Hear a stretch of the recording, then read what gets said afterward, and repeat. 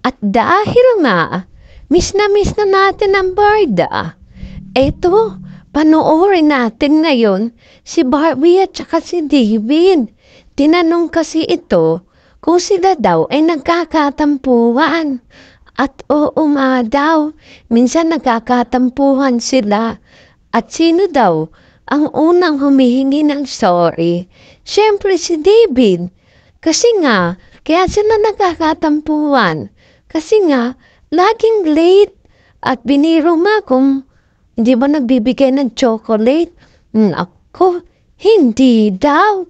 Sabi ni Barbie, David, magbigay ka naman ng chocolate kay Barbie. O diba, Valentine na, baka naman. Chocolate and flowers, diba, David?